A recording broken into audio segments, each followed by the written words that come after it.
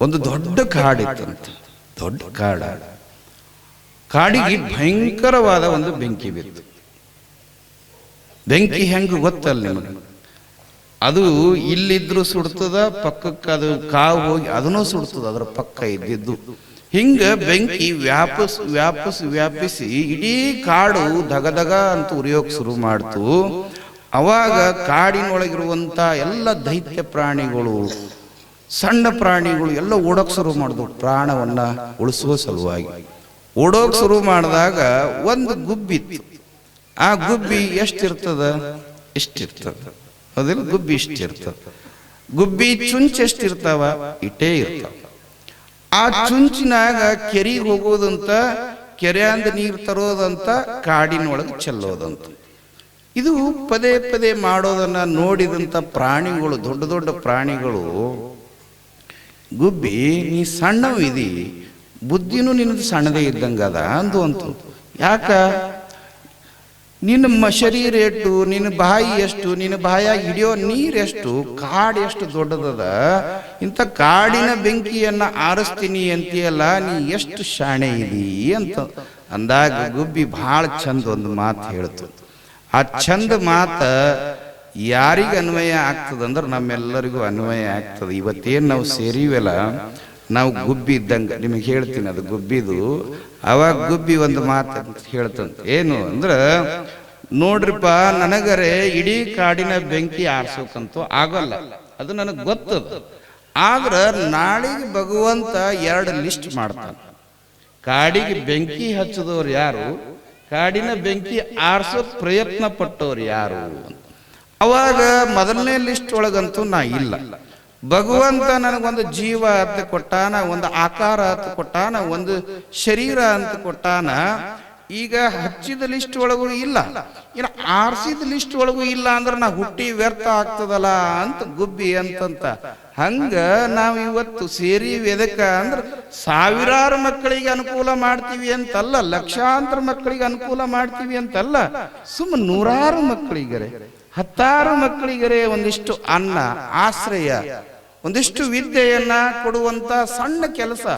ಗೊತ್ತದ, ಭಾರತ ಬಹಳ ಹಿಂದುಳಿದ ದೇಶ ಅನ್ನೋದು ಎಲ್ಲರಿಗೂ ಗೊತ್ತದ. ಭಾರತದೊಳಗ ಬಡತನ ಬಹಳ ಅನ್ನೋದು ಗೊತ್ತದ. ಇಡೀ ಭಾರತದ ಬಡತನ ಹೋಗಲಾಡ್ಸೋಕ್ ನಮಗ ಆಗೋದಿಲ್ಲ ಅನ್ನೋದು ನನಗೂ ಗೊತ್ತದ, ಇಲ್ಲಿ ಮ್ಯಾಲ್ ಕೂತವರಿಗೂ ಗೊತ್ತದ. ಆದ್ರ ನಮ್ಮ ಕೈಯಿಂದ ಎಷ್ಟಾಗ್ತದ? ನಾನು ಮೊನ್ನೆ ತಾಯಂದ್ರ ಮೀಟಿಂಗ್ ಮಾಡಿದಾಗ ಒಂದೇ ಮಾತು ಹೇಳಿದೆ, ನಿಮಗ್ ಒಂದು ಚೀಲ ಕೊಡುವತ್ತು ಹೇಳೋದಿಲ್ಲ, ಒಂದು ಮರ ಕೊಡುವತ್ತು ಹೇಳೋದಿಲ್ಲ, ಒಂದು ಬಗ್ಸಿ ಕೊಡುವತ್ತನು ಹೇಳೋದಿಲ್ಲ. ನಿಮ್ಮ ಕೈಯಾಗ ಹಿಡಿ ಒಳಗೆ ಎಷ್ಟು ಬರ್ತಾವ ಅಷ್ಟೇ ದಾನ ಕೊಡ್ರಿ. ಆ ಹಿಡಿದಿಂದ ಬಂದಂತ ಧಾನ್ಯವನ್ನ ತೊಗೊಂಡು ದಾಸೋಗ ನಡೆಸ್ತೀನಿ ಅಂತ ಹೇಳಿನಿ. ಬರೀ ಹಿಡಿದಷ್ಟು.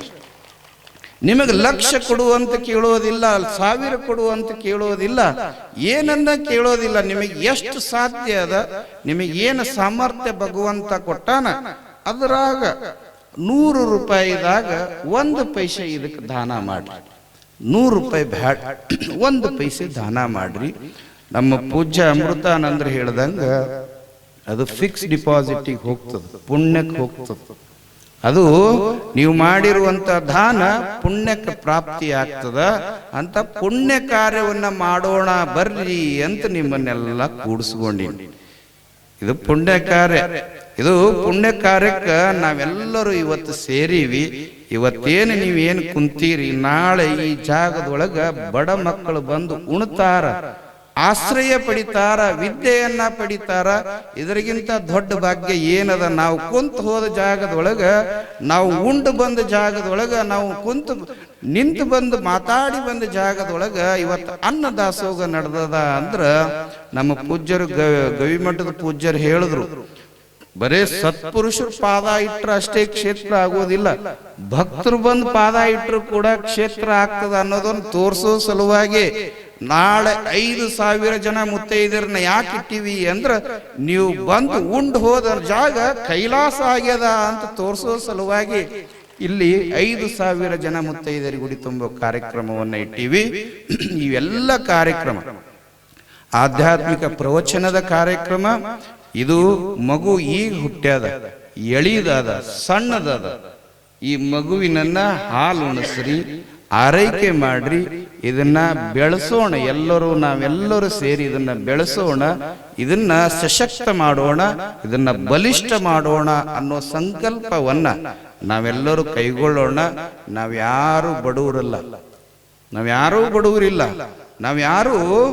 ಬಡವರಿಲ್ಲ. ನಮ್ಮಲ್ಲಿ ಬಹಳ ದೊಡ್ಡ ಶ್ರೀಮಂತಿಕೆ ಅದ. ಯಾವುದು ಅಂದ್ರೆ ಹೃದಯ ಶ್ರೀಮಂತಿಕೆ ಅದ. ಆ ಹೃದಯ ಶ್ರೀಮಂತಿಕೆಯಿಂದ ನಾವು ಒಂದಿಷ್ಟು ಏನಾದರೂ ಮಾಡೋಣ ಅನ್ನೋ ಮಾತನ್ನ ಹೇಳಿ, ಆರೋಗ್ಯ ಸರಿ ಇಲ್ಲ. ಈಗ ಶಿರ್ಷಾಡ್ ಸ್ವಾಮಿಗಳು ಮಾತಾಡ್ದಂಗೆ ಅನ್ಸೋವಲ್ದು ನಿಮಗೆ. ಕಣ್ಣಿಗೆ ಕಾಣ್ಲಕತ್ತೀನಿ ಅಂತ ಶಿರ್ಷಾಡಪ್ಪವ್ರು ತಪ್ಕೊಳಕತ್ತೀರಿ ನೀವು. ಆರೋಗ್ಯ ಈ ಕಾರ್ಯಕ್ರಮ ಸಲುವಾಗಿ ಬಹಳ ಶ್ರಮ ವಹಿಸ್ಯಾರ ನಮ್ಮ ಭಕ್ತರು. ಅವ್ರು ಒಬ್ರು ಇಬ್ರು ಹೆಸರು ಹೇಳೋ ಹಂಗಿಲ್ಲ. ಹಗಲು ರಾತ್ರಿ ನಮ್ಮ ತಾಯಿ ಬಳಗದವರು, ನಮ್ಮ ಶರಣ ಬಳಗದವರು ಈ ಕಾರ್ಯಕ್ರಮದ ಯಶಸ್ವಿಗೆ ಬಹಳ ಪ್ರಯತ್ನ ಪಡಕತ್ತಾರ. ಇನ್ನು 5 ದಿನಗಳ ಕಾಲ ಈ ಕಾರ್ಯಕ್ರಮ ಇಲ್ಲಿ ಜರುಗ್ತದ. ನೀವೆಲ್ಲರೂ ಬರ್ರಿ. ನಾಳೆ ಕಾಸ್ಕತ್ತೇಶ್ವರ ಮಠದ ಪರಮ ಪೂಜ್ಯರು ಬರ್ತಾರೆ. ಯುವಯತಿಗಳು ಬಹಳ ಸಣ್ಣವರು, ನೀವು ನೋಡ್ಬೇಕು ಅವ್ರನ್ನ. ಬಹಳ ಮುದ್ದಾಗಿ ಅದಾರ, ಬಹಳ ಚಂದ ಅದಾರ, ಅಷ್ಟೇ ಸುಂದರ ಮಾತುಗಳನ್ನ ಆಡೋರು ಅದಾರ. ಅವ್ರ ಮಾತುಗಳನ್ನ ನಾಳೆ ಕೇಳೋಣ, ಆನಂದದಿಂದ ಪ್ರಸಾದ ಮಾಡೋಣ, ಆನಂದದಿಂದ ಪ್ರವಚನವನ್ನ ಕೇಳಿ ಈ ಕಾರ್ಯಕ್ರಮದ ಯಶಸ್ವಿಗೆ ನಾವೆಲ್ಲ ದುಡಿಯೋಣ ಅನ್ನೋ ಮಾತನ್ನ ಹೇಳಿ, ಈ ಕಾರ್ಯಕ್ರಮ ಹಿಂದುಗಡೆ ಪ್ರಸಾದ ವ್ಯವಸ್ಥೆ ಅದ. ತಾಯಂದಿರು ಶರಣರು ಸಮಾಧಾನದಿಂದ ಶಾಂತಿಯಿಂದ ಪ್ರಸಾದವನ್ನ ಹಾಳು ಮಾಡದೆ, ಪ್ರಸಾದವನ್ನ ಕೆಡಿಸದೆ, ಯಾಕೆಂದ್ರೆ ಒಂದೊಂದು ಅಗಳಿಗೂ ಕೂಡ ಬೆಲೆ ಅದ. ಬೆಲೆ ಯಾಕದ ಅಂದ್ರೆ ರೈತ ಬೆವರು ಸುರಿಸಿ ಬೆಳೆಸಿದಂತ ಬೆಳೆಗೆ ನಾವೆಲ್ಲ ಬೆಲೆ ಕೊಡಬೇಕು. ಅಂತ ಅನ್ನ ಪರಬ್ರಹ್ಮ ಅಂತೀವಿ.